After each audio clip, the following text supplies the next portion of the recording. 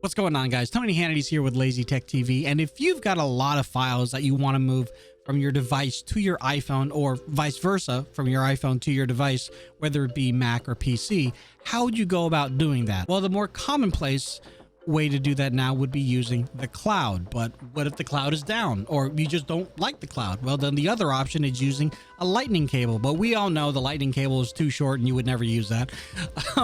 So the other option now, thanks to SanDisk, is this little guy. This is the iXpand Flash Drive Go. Now, you might be familiar with the iXpand flash drive that came out a couple of years ago. This is very similar to that. That one was like this horseshoe U-shaped, but the only moving part to this is really just the swivel.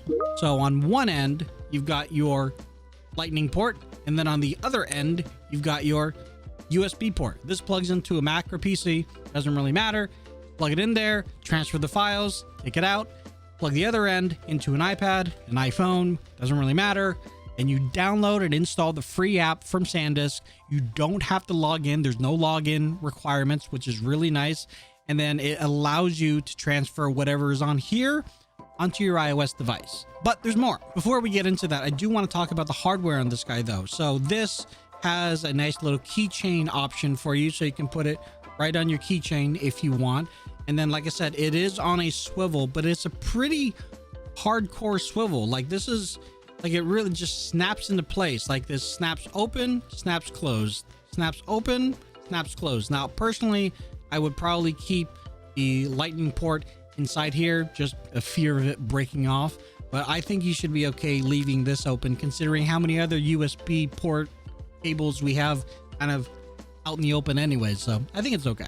I'd say for longevity purposes, it's much better than what they were thinking with the iXpand flash drive. Now, while the iXpand flash drive does have 4 increments of gigabytes that it offers, this only has 3. So you can get this in 64, 128 or 256 gigabytes, but for the most part, none of us really use 32 gigs anymore, and the price cost difference, like it wasn't that much. Most people are getting 64 gigabytes anyways. Now, software, when you plug this into your Mac or PC, it does give you the option to install some free software that will add a layer of protection behind a password. Now, it's up to you if you want to use it, but it's not required, which is nice. It gives you that opportunity to decide if you want to utilize this free software. I personally didn't use it when I was testing this, but it is available for you to use. Now, the software on the iOS device, again, it's free to download, no requirement to sign in. The only reason why you would need to sign in is if you want to back up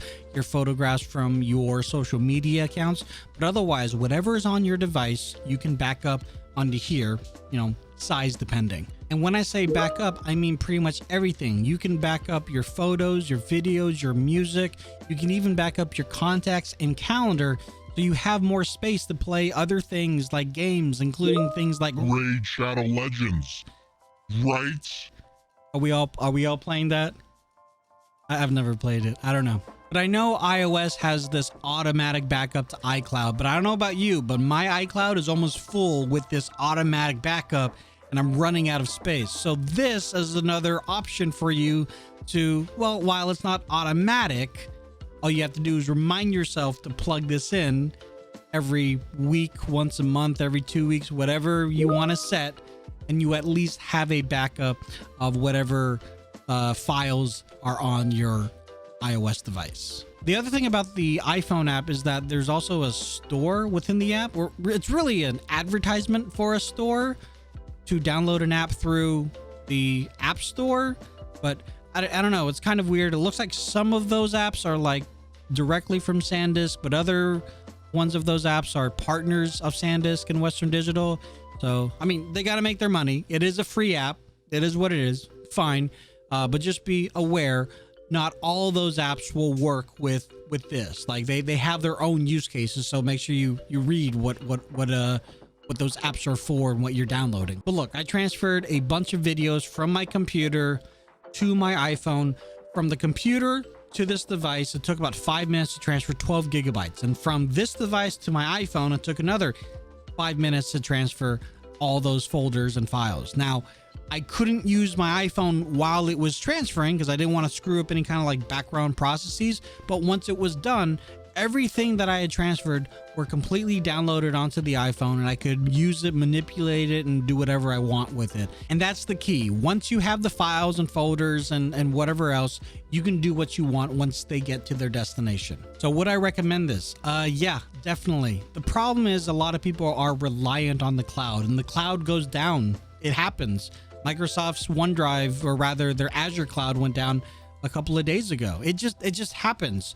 So you always want to make sure that you have some additional backup. Redundancies are key. You want to back up the backup. So have OneDrive, but also have Dropbox. Have Dropbox, but also have iCloud. It's fine to have all if you can afford it, but also if you can manage it and have it be a part of your workflow. It is one more step, but in case you can't reach the cloud, this is the next best thing. So I'm going to link the information on the SanDisk iXpand flash drive Go in the description down below. But if you have any more questions about this guy, please leave that in the comment section down below. And if you are into gaming and things of that nature, or podcasting, check out our Twitch channel, twitch.tv/LazyTechTony, and all my other projects, including my Discord server and Facebook group, will be found in the description. But until the next time, guys, y'all have a good one. Bye.